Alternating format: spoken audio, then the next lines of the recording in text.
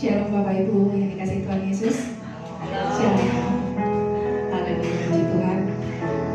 Puji Tuhan ya, kita boleh hadir kembali di sini. Kita mau beribadah pada Tuhan pada hari ini. Itu semua karena kebaikan Tuhan, semua karena anugerah Tuhan. Amin. Kita menundukkan kepala. Bapa di dalam surga, terima kasih buat penyertaan Tuhan dalam hidup kami, buat kebaikan Tuhan dalam hidup kami, Bapa. Sehingga kami boleh hadir di tempat ini, Tuhan.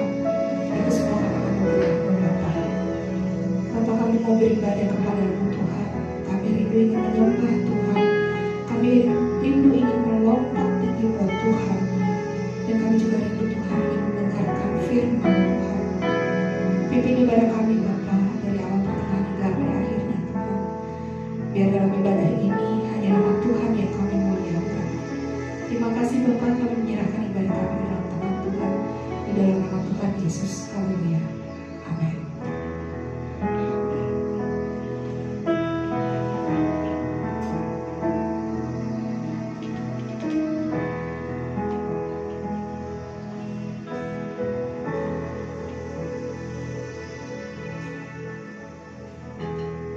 Penuhi hatiku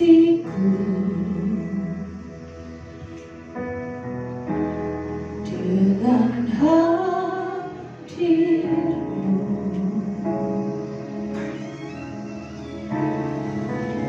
Ku rindu memandang wajah-Mu, oh Tuhan, di dalam kekudusan-Mu.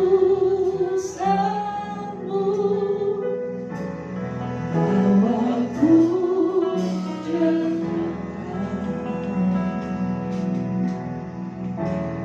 dalam hati-Mu.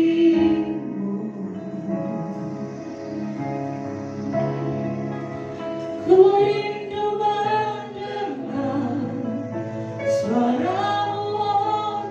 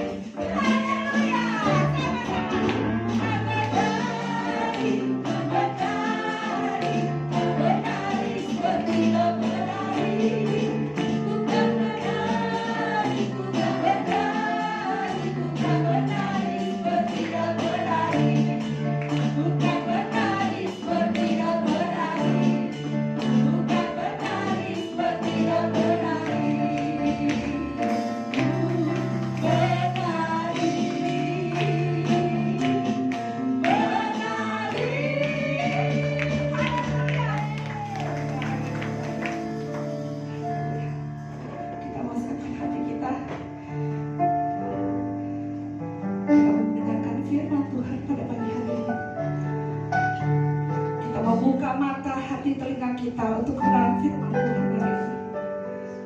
Haleluya. Karena firman Tuhan adalah kekuatan hidup kita.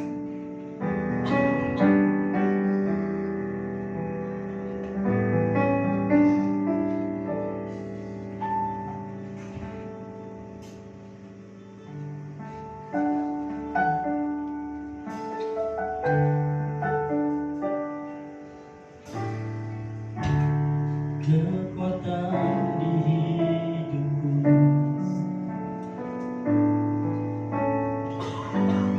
ku dapat di dalam-Mu.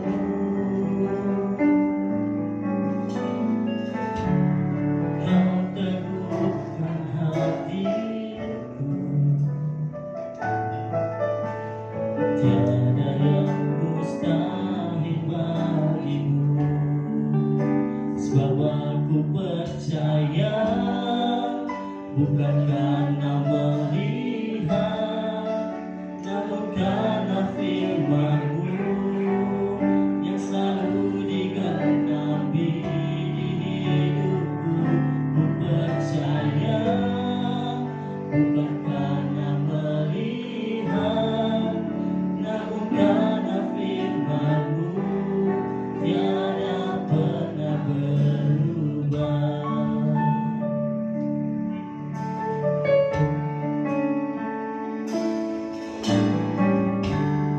Kekuatan di hidupku, ku dapat di dalam-Mu. Kau teguhkan hatiku, tiada yang mustahil bagimu. Sebab aku percaya, bukan karena melihat, namun karena firman-Mu yang selalu digenapi di hidupku. Ku percaya, bukan karena melihat, namun karena firman-Mu tiada pernah berubah. Percaya, bukan karena melihat, namun karena firman-Mu yang selalu digenapi. Percaya, bukan karena melihat, namun karena firman-Mu tiada pernah berubah. Sebab aku percaya, bukan karena melihat, namun karena firman-Mu yang selalu digenapi di hidupku. Ku percaya, bukan karena melihat, namun karena firman-Mu tiada pernah berubah. Sebab aku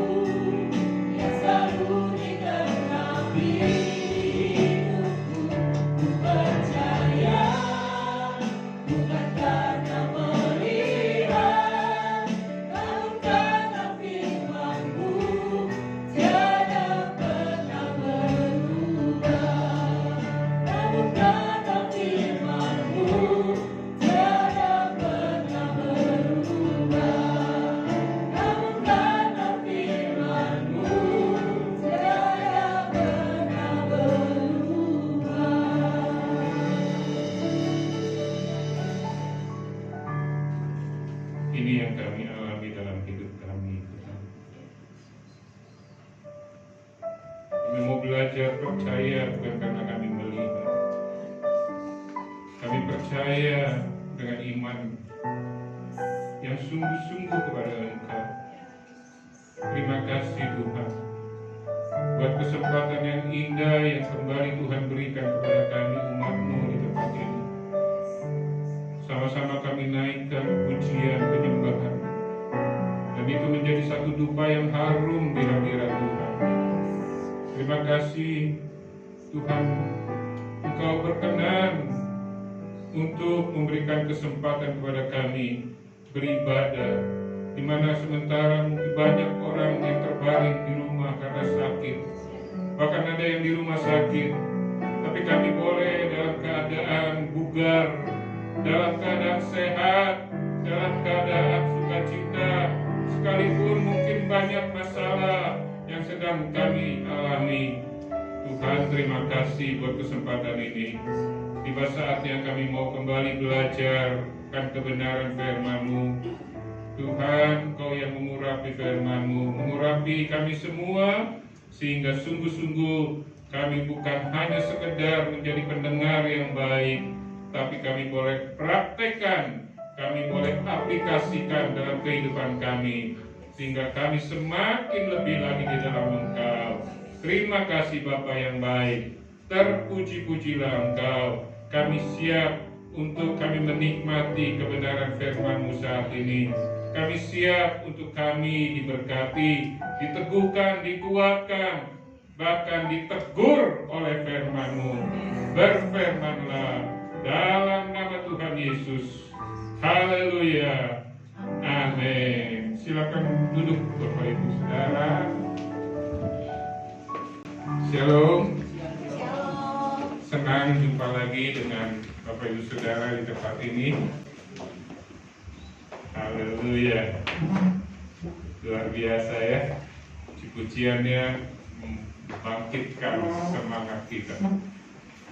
Saudara, hari-hari ini kalau kita melihat kondisi Indonesia, khususnya dunia, itu tidak sedang baik-baik saja.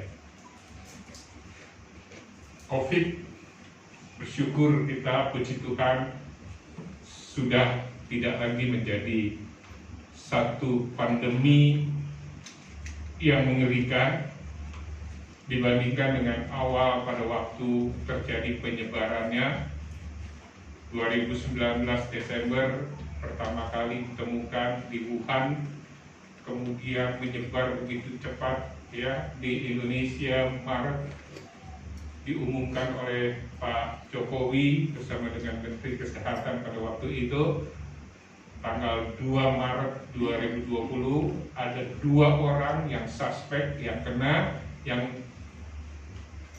negatif atau positif? Positif ya. Yang positif itu kan sebenarnya bagus ya. Iya kan? Iya kan? Maaf kalau suami istri sudah menikah, mereka kemudian pada beberapa waktu lalu waktu dites istrinya positif, wih senang banget kan? Tapi kalau begitu mendengar positif kena COVID, serem ya, serem. Tapi sudah mulai sekarang kita lihat, kita mendapatkan pemberitaan itu sudah semakin membaik. Tapi perang Ukraina dengan Rusia ini sangat berdampak. Ya, puji Tuhan di Indonesia tidak begitu kerasa. Tapi negara-negara Eropa, Jerman, Prancis, Inggris, waduh mereka benar-benar terdampak. Hari-hari ini mereka sedang mengalami yang namanya resesi. Inggris yang dulunya makmur, yang dulunya jaya, hari ini banyak yang homeless. Belum lagi Amerika. Karena apa? Karena begitu terkaitnya mereka dengan suplai yang dari Ukraina dan dari Rusia. Gandum.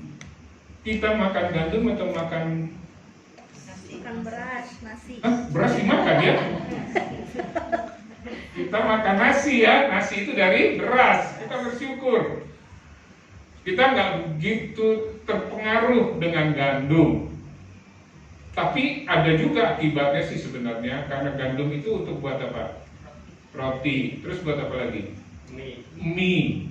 Makanya kalau Anda perhatikan, Bapak Ibu Saudara, sekarang kalau beli Indomie, perhatikan gramnya. Dulu itu 90 gram misalnya ya. Harganya nggak naik, sekarang tinggal 70 gram. Bayangkan kalau satu bungkus dikurangi sekian, itu berapa juta bungkus, puluhan juta bungkus. Naik sih nggak harganya, ya. Dan inilah yang sedang terjadi. Dan kalau kita perhatikan lagi di Indonesia, khususnya tahun 2024 Februari tanggal 14, itu adalah sebuah peristiwa yang nanti akan menentukan Indonesia 5 tahun ke depan. Makanya banyak pengusaha, banyak yang orang-orang mau investasi, itu mereka menunggu. Memang sekarang ada 3 kandidat yang selalu dipublikasikan gitu ya. Ada ini, ada itu gitu kan. Udah tahu semua, jadi rahasia umum, enggak juga. Nah, ke depan kalau kita khususnya dan seluruh rakyat Indonesia itu salah pilih, maka 5 tahun ke depan kita akan mundur. Saya tidak sedang kampanye ya, saya tidak sedang jadi relawan dari si A, si B, si C ya, enggak. Tapi mari kita lihat. Dan ternyata Bapak Ibu Saudara, kalau hal-hal ini terjadi dalam hidup kita, apa yang harus kita lakukan? Saya sering ketika diizinkan Tuhan untuk menyampaikan firman Tuhan di tempat ini, menyatakan bahwa tidak ada seorang pun di dunia ini yang tidak mengalami masalah. Konglomerat ada masalah nggak? Ada. Hah?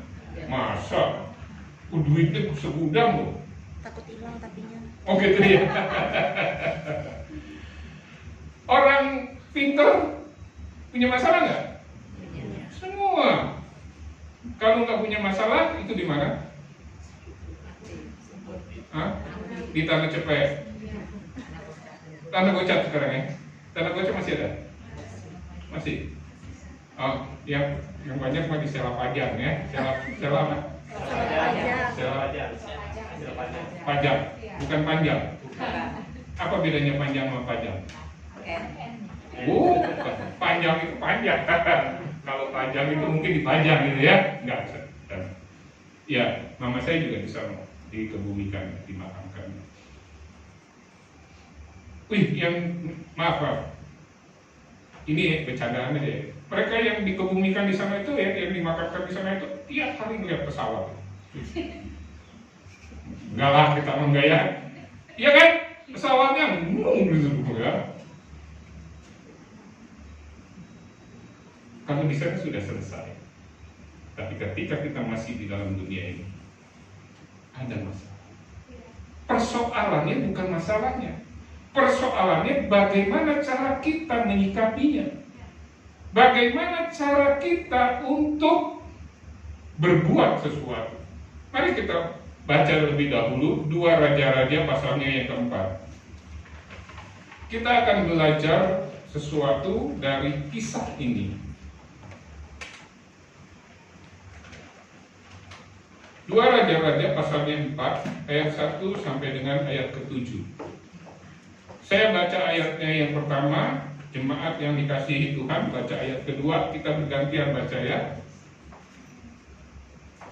Lembaga Alkitab Indonesia memberi perikop, memberi judul minyak seorang janda.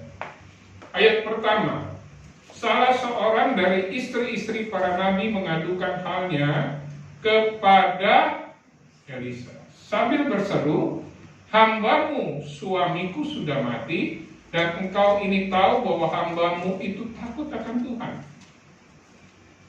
Suami dari yang mengadu kepada Elisa ini juga nabi, takut akan Tuhan, sudah mati, ya tadi dikatakan.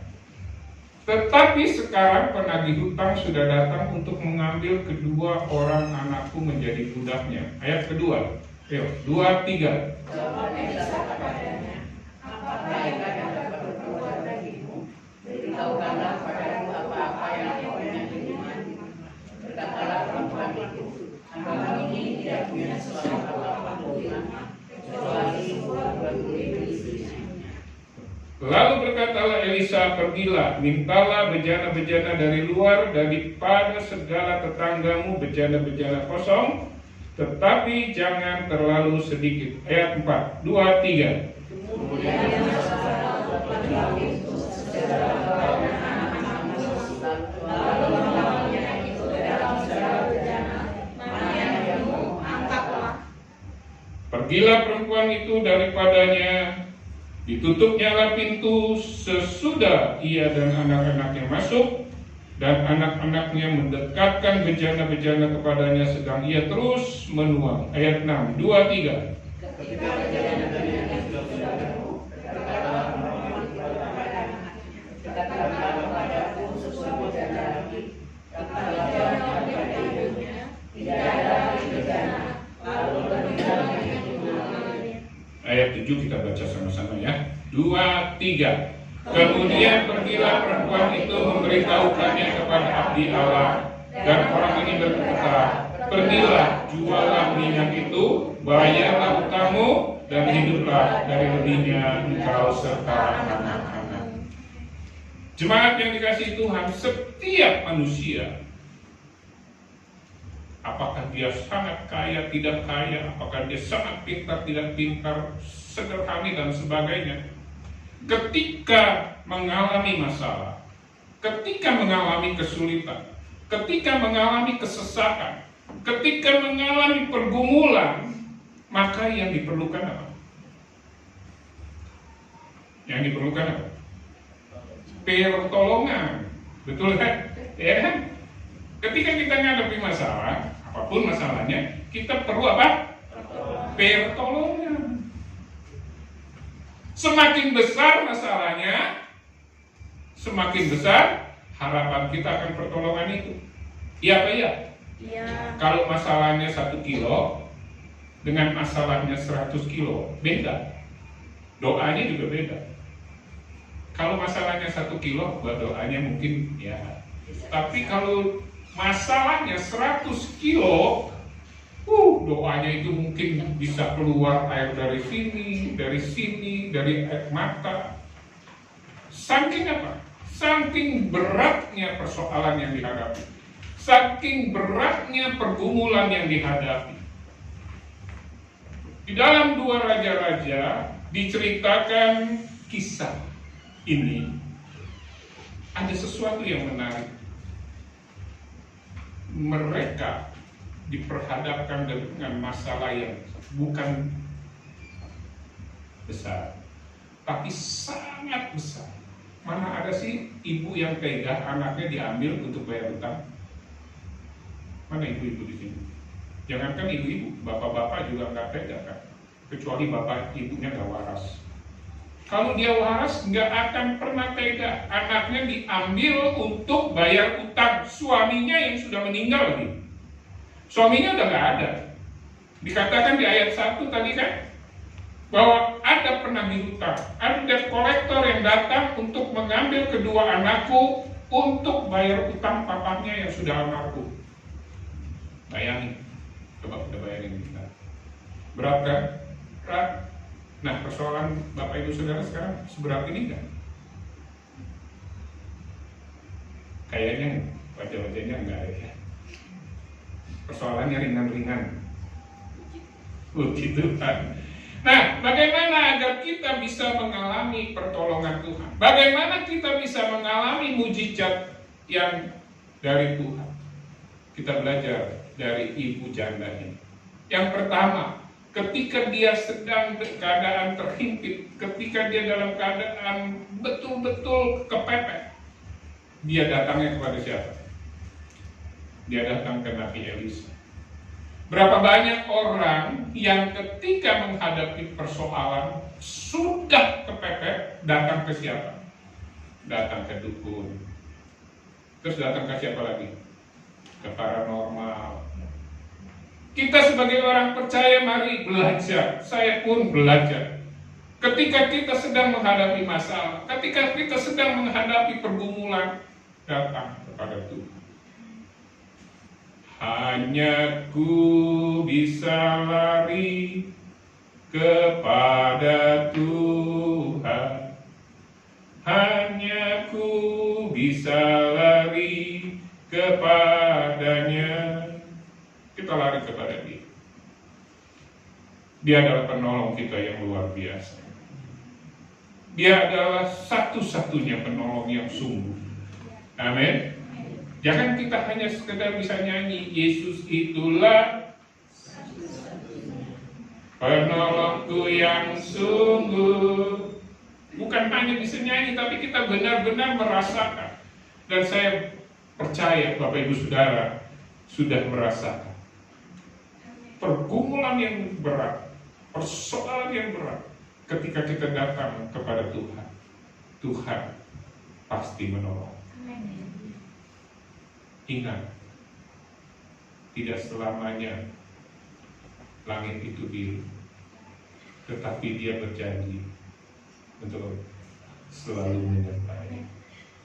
Ada nyanyiannya? Gimana nyanyiannya?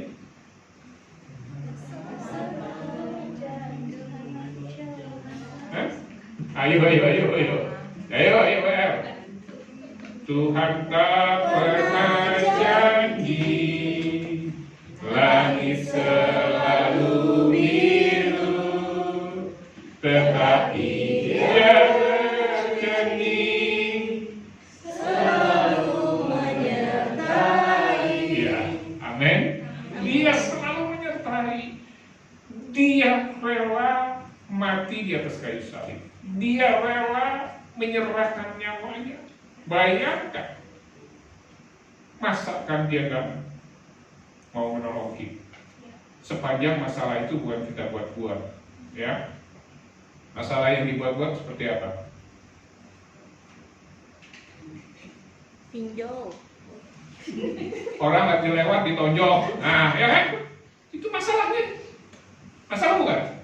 Masalah. Tapi siapa yang buat? Dia. Oh, dia bilang, aku mau melihat pertolongan Tuhan. Coba aku pukul dia. Terus, apa yang terjadi? Pukul lagi. Oh, dipukul lagi ya? Oh. Diperkarakan, masuk ke kantor polisi. Kenapa?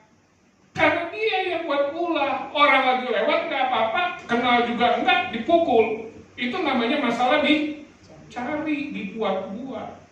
Tapi kalau masalah itu Tuhan izinkan terjadi, bukan karena kita buat-buat, ya. Kita sudah baik-baik, kita sudah dagang, usaha, bekerja dengan baik, lalu ada sesuatu, dagangnya menurun omsetnya, pekerjaannya, maaf, kita di PHK, itu seizin Tuhan. Kecuali kita di PHK karena ngambil duit perusahaan, nah itu cari-cari sendiri. Nah kalau yang kita tidak lakukan dan itu adalah sesuatu yang benar-benar terjadi, Tuhan pasti tolong. Tuhan pasti tolong. Ketika Daud menghadapi masalah yang besar sekali, apa masalahnya? Dia mau dibunuh oleh anak sendiri. Diceritakan bagaimana Absalom anaknya itu mau merebut tahtanya Daud, mau menggantikan Daud sebagai raja. Ayat mana yang tidak terpukul? Tapi apa yang Daud bilang? Aku melayangkan mataku ke gunung-gunung. Dari manakah datangnya pertolonganku? Pertolonganku ialah dari Tuhan yang menciptakan langit dan bumi. Coba buka Mazmur 121 ayat 1 dan 2. Ini dikatakan oleh Daud. bukan ketika dia sedang di istana. Aku melayangkan mataku ke gunung-gunung, dari manakah akan datang pertolonganku? Ayat 2, pertolonganku ialah dari Tuhan yang menjadikan langit dan bumi. Daud kurang apa? Raja, pasukannya banyak, uangnya banyak, ya harta lah ya. Lalu kedudukannya juga baik. Tapi ketika dia sedang Tuhan izinkan menghadapi masalah besar, di mana dia harus melarikan diri dari istana. Karena apa? Karena anaknya yang kurang asem itu ya, namanya Absalom itu. Dia mau merebut tahtanya Daud. Daud bilang, aku melayangkan mataku ke gunung-gunung. Saudara, dia melihat gunung-gunung, tapi luar biasa. Ayat kedua dia bilang, pertolonganku ialah dari Tuhan yang menjadikan langit dan bumi. Pertolongan Bapak Ibu Saudara siapa? Tuhan atau langit atau gunung-gunung? Maaf, ada etnis ya. Kita Chinese, Tionghoa, Sungkoren, itu yang belum kenal Tuhan biasanya datang ke gunung mana? Tapi kok tahu? Gunung Kawi, terus gunung mana lagi? Gunung mana? Dulu. Gunung Dieng, Gunung Sindur. Gunung Sindur yang dekat ya. Mereka ke sono cari pertolongan. Kita ke Gunung Batu, Allah kita. Allah kita juga sebut Gunung Batu, bukan? Dialah satu-satunya penolong yang luar biasa. Kita lihat lagi Mazmur 46. Mazmur 46 ayat 2 sampai 4.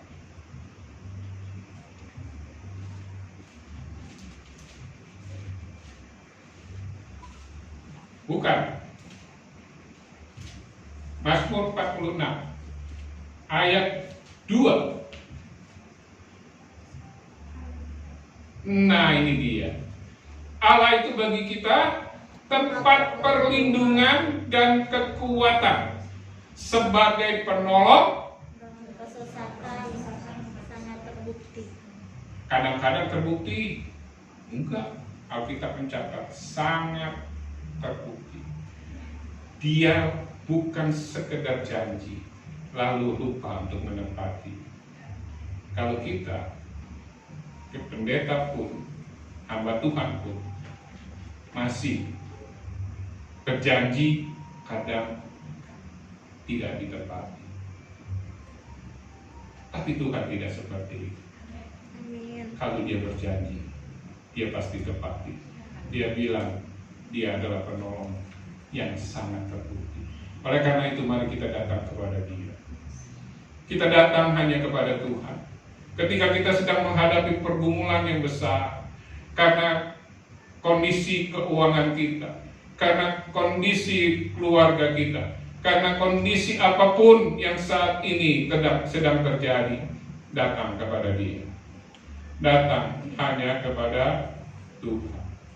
Ku datang Tuhan, datang padamu.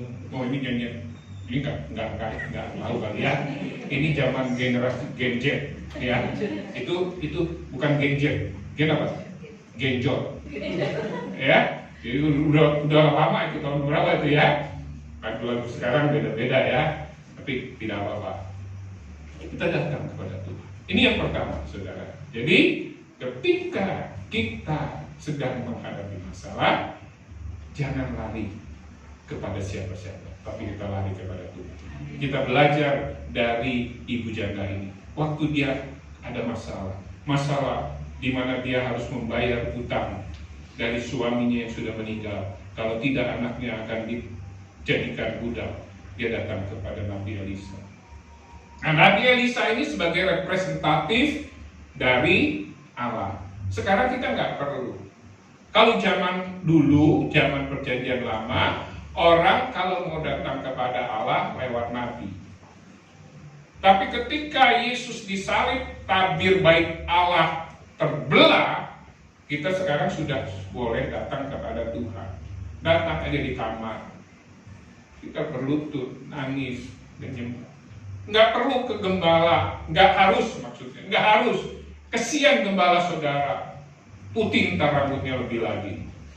Ya, bayangin kalau semua datangnya ke gembala, bukan nggak boleh, tapi mari lebih baik kita datang kepada Tuhan. Nggak ada istimewanya gembala. Ketika kita berdoa sama sebagai jemaat, sebagai orang apapun, ketika kita mau datang kepada Tuhan dengan sungguh-sungguh. Saya kagum melihat saudara-saudara kita orang Muslim. Kagum banget. Mereka kalau berdoa itu khusyuk gitu ya. Kayaknya ngobrol sama Tuhan gitu ya. Ya Allah, aku begini ya. Dia ngeliat kiri, ngeliat kanan. Kita ngeliat kiri kanan nggak? Ngeliat kemana? Oh ya, itu kita tetap harus hormati. Mereka begitu khusyuk. Mari kita coba. Ketika masalah diizinkan oleh Tuhan, kita mau tetap datang kepada Dia. Amin. Yesus pernah bilang gini, marilah kepadaku, hai kamu yang letih lesu dan berbeban berat. Ya, coba lihat ayatnya di mana? Ayo, siapa yang tahu? Matius pasal 11 ayat 28. Matius pasal 11 ayat 28. Marilah kepadaku semua yang letih lesu dan berbeban berat. Aku akan memberi kelegaan kepada. Jadi datang kepada Dia. Yang kedua, kita belajar dari ibu janda ini. Dari ayatnya yang kedua. Ayat kedua bilang begini. Jawab Elisa kepadanya, apakah yang dapat kuperbuat bagimu? Beritahukanlah kepadaku apa-apa yang kau punya di rumah. Berkatalah perempuan itu, hambamu ini tidak punya sesuatu apapun di rumah kecuali sebuah buli-buli berisi minyak. Buli-buli itu ya kurang lebih lah. Ya, kurang lebih. Satu buli-buli itu isinya sedikit. Kalau sekarang 1 liter minyak di Indonesia, minyak goreng ya, bukan minyak wangi, minyak goreng, berapa duit? 1 liter berapa? Hah? Ya terserah lah, yang jual siapa ya. Kurang lebih segitu kan, 15, 16, ada yang 18. Taruhlah 20.000 seliter. Bisa bayar buat utang? Bisa bayar utang. Buat bayar utang bisa? 20.000 bayar utang. Kira-kira ibu janda ini suaminya utangnya kecil apa gede? Gede. Kok tahu? Anaknya mau dijual. Anaknya mau dijual, bukan mau dijual, diambil ya. Diambil untuk dijadikan budak. Nggak mungkin cuma ngutang 10.000, anaknya mau diambil.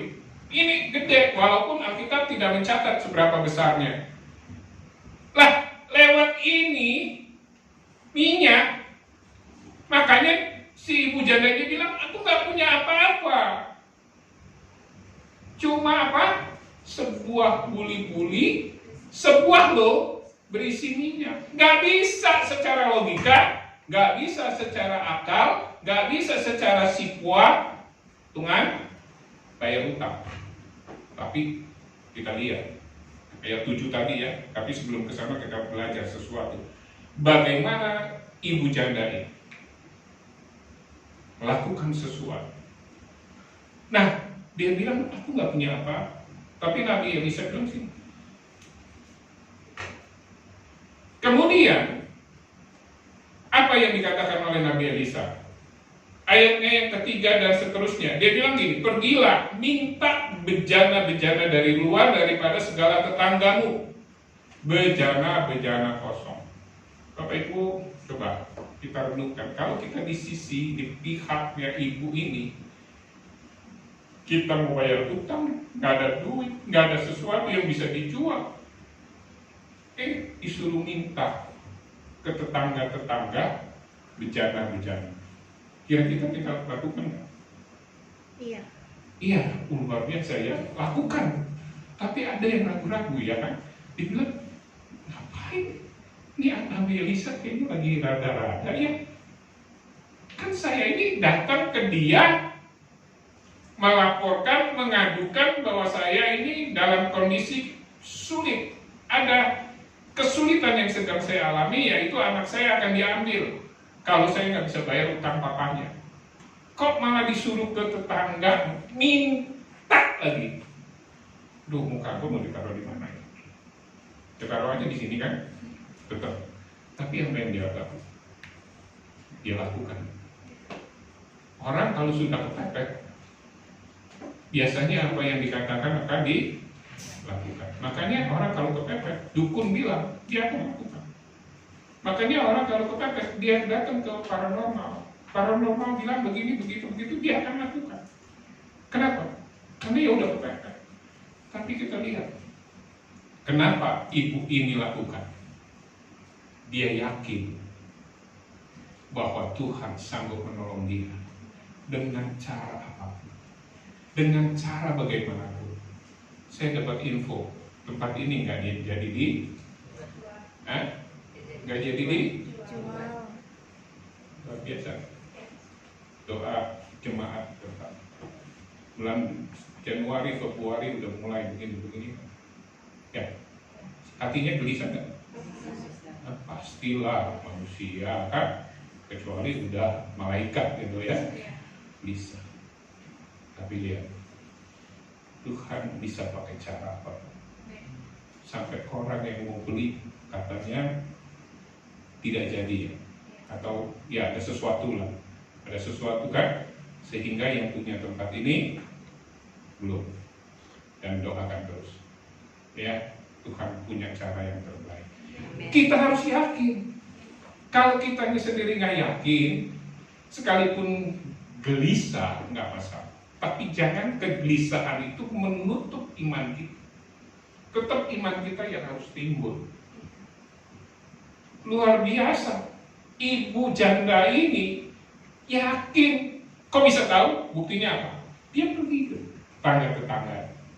Nah, dalam apa yang sedang dialami oleh kita, pergumulan, masalah, seberat apapun, sebesar apapun, kita tetap perlu yakin Tuhan sanggup menolong dengan caranya yang luar biasa ajaib. Amin. Amin. Waktu beberapa tahun yang lalu saya pelayanan di Bogor, ya, itu gereja kita itu jadi letaknya dari jalan desa, ini karena di desa jalan kecil gitu ya, masuk.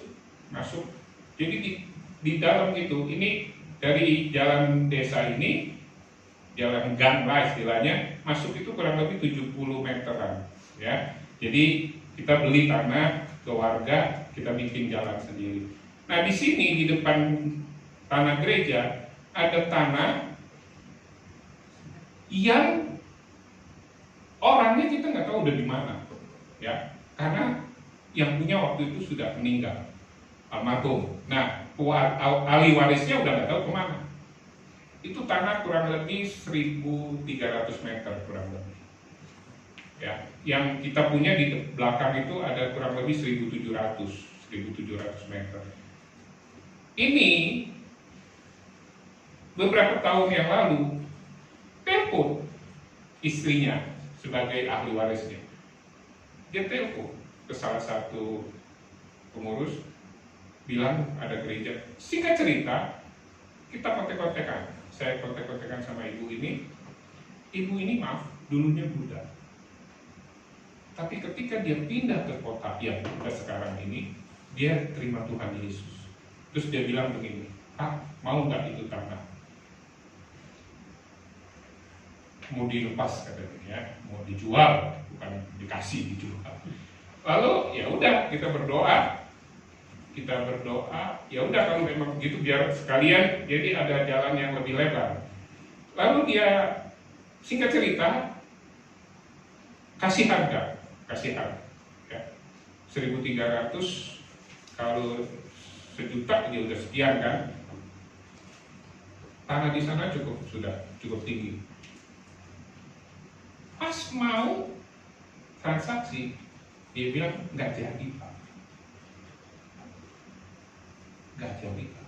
Kalau saya tanya, oke kamu nggak jadi, kalau boleh tahu kenapa Bu? Keponakan saya mau, katanya tanah itu. Oh ya udah kalau gitu ya, berarti bukan. Tapi ya udah itu juga tenang-tenang. Nggak lama dia bilang, Pak nggak apa-apa deh Bapak aja, katanya saya kok waktu berdoa bilang ini kasih ke gereja aja katanya. Wah, Ibu serius. Gak ada duit. Ya udah gak ada duit. Apa yang terjadi? Saya mau coba pinjam sama kamu. Saya punya rumah di sini kan ya. Dulu punya rumah di sini. Bu Noni tahu ya. Punya rumah di sini di apa namanya itu? Puri Dewataan. Kita pindah ke Bogor. Terus Mama kan dipanggil pulang Tuhan, ya. Mama nggak mau ikut saya, nggak mau ikut adik di Lampung, nggak mau ikut adik di mana? Ini udah di Bandung ya, di Bandung atau yang kecil yang di ini di Sumarekon di Serpong situ ya, nggak mau kok. Rumahnya orang tua gitu ya. Kayaknya saya juga gitu kali ya, ntar udah kalau Tuhan izinkan nggak mau nyusahin anak gitu, sendirian gitu ya. Mungkin situ kan ada Bu Yati ya, suka lihat. Sampai akhirnya Tuhan panggil. Nah, terus saya tanya sama istri sama anak, kok nggak kita balik lagi? Karena di sana kita nggak punya rumah, nggak ada yang mau. Udah enak rasa air Bogor, jadi nggak mau pindah ke Tangerang. Panas. Akhirnya apa? Ya udah, minjem nggak dikasih. Orang itu saya tahu persis, wow, ya duitnya banyak, hamba Tuhan gitu ya. Kecewa. Kok gitu sih? Padahal saya mau kasih sertifikat saya, itu rumah lumayan. Ya udah kita berdoa, saya sama istri berdoa. Kalau gitu udah deh, kita jual mobil, ya. Udah kita jual mobil untuk bayar. Tuhan luar biasa. Ketika kita tetap berdoa sama Tuhan, bersandar pada Tuhan, kita datang kepada Tuhan, kita bergumul Tuhan. Ini kalau memang Tuhan izinkan, kami percaya Tuhan punya cara. Ada yang mau beli itu rumah. Ya, ibu saya udah rumah udah gak ada berarti. Rumah itu 2. Bu Yati tahu tuh ya. Rumah itu 2, dijadiin 1. Yang 1 mau dibeli, saya bilang gak bisa Pak. Kalau yang satu lagi siapa yang mau beli? Dia cari orang. Temannya mau. Jadi dua-duanya dijual. Dan dua-duanya dijual. Tepat waktu saya harus bayar untuk tanah di sana sekian ratus juta. Lebihnya.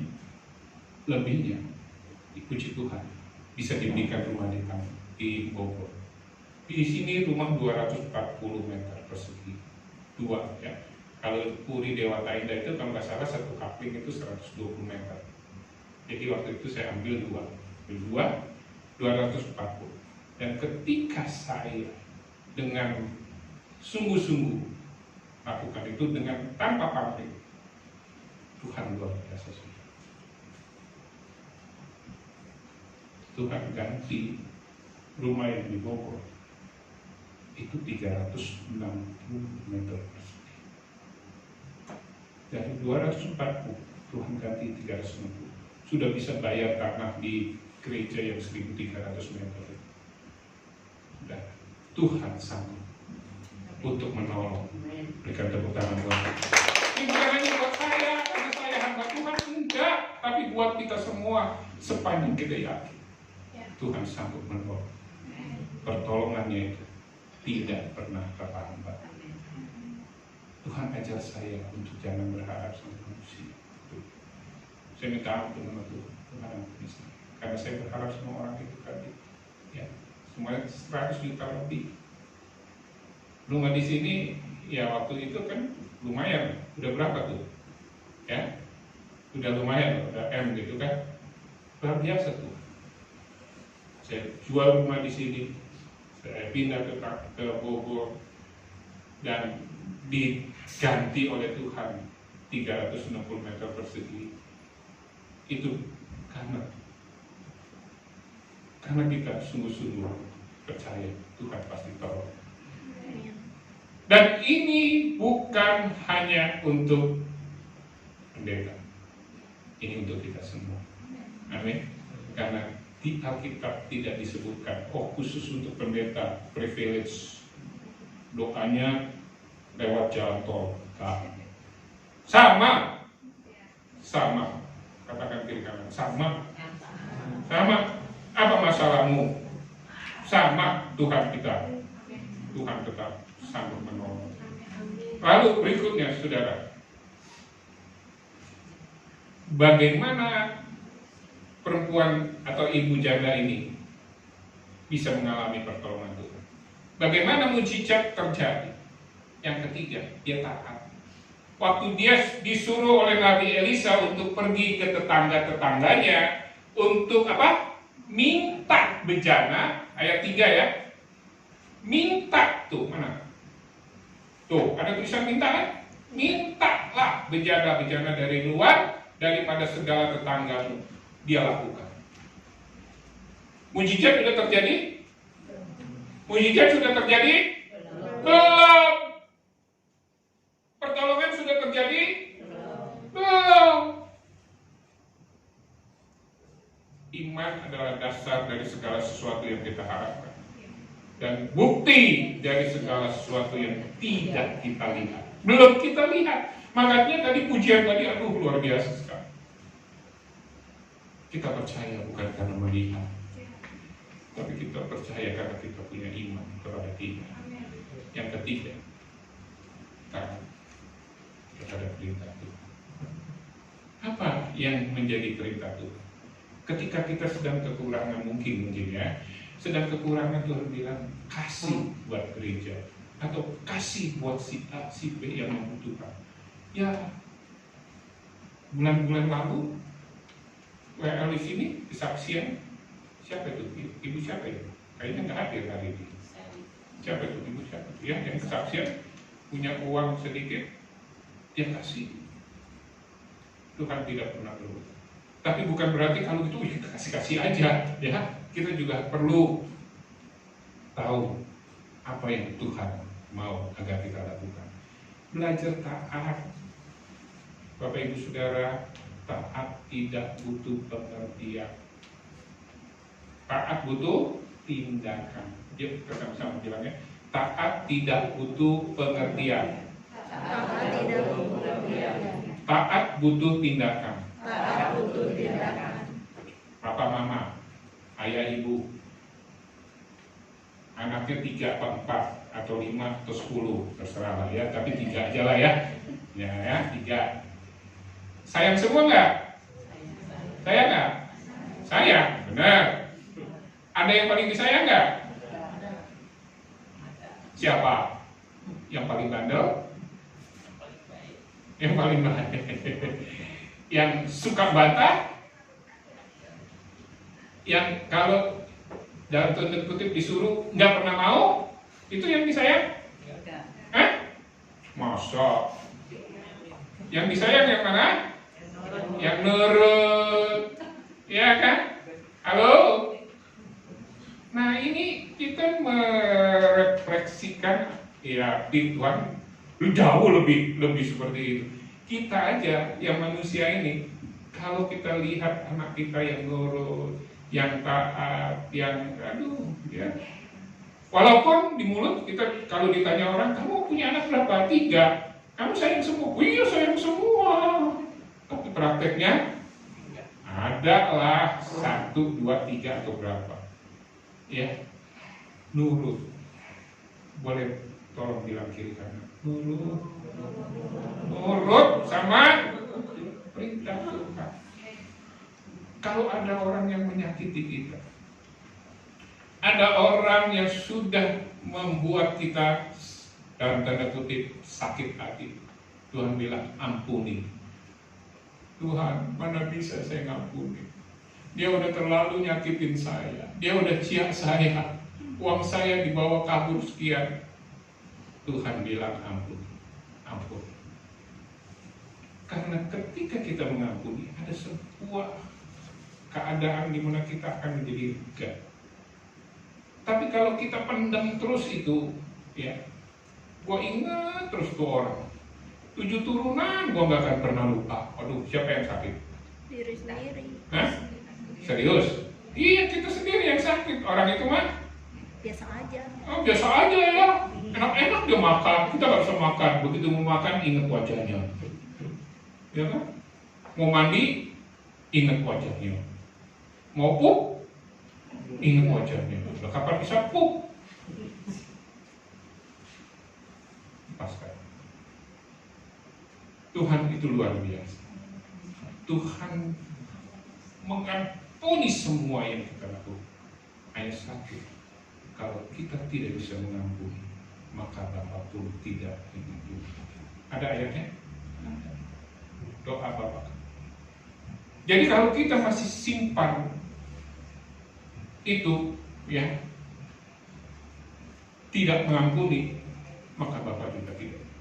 Bagaimana kita bisa mengalami pertolongan Tuhan kalau Tuhan sendiri Dia mau menolong kita, tapi kita masih menyimpan. Oleh karena itu, mari belajar mengampuni. Banyak hal kalau kita mau bahas di sini, ya. Pada saat kita menderita, Tuhan minta kita mengucap syukur. Bisa nggak? Waktu kita sedang dalam posisi kesulitan, persoalannya berat, Tuhan bilang bersyukur. Bukan syukur lu gitu, enggak, beda. Bisa nggak? Bisa, sulit iya. Tapi kita mau belajar. Bersyukur selalu bagi kasih-Mu di dalam hidupku. Takkan ku ragu atas rencana-Mu untuk masa depanku. Sebagai Bapa yang baik, sebagai Bapa yang baik, ya, Bapa kita baik. Amin. 3 hal ini kita mau coba renungkan. Yang pertama, datang hanya kepada Tuhan. Datang, jangan kepada yang lain. Yang kedua, kita perlu yakin bahwa Tuhan sanggup menolong dengan cara apapun, dengan yang bahkan kadang-kala kita tidak bisa pikirkan, ya. Yang ketiga, kita perlu taat terhadap firman Tuhan. Maka pertolongan Tuhan, mujizat Tuhan dinyatakan dalam hidup kita. Puji Tuhan. Saya undang worshiper juga pemusik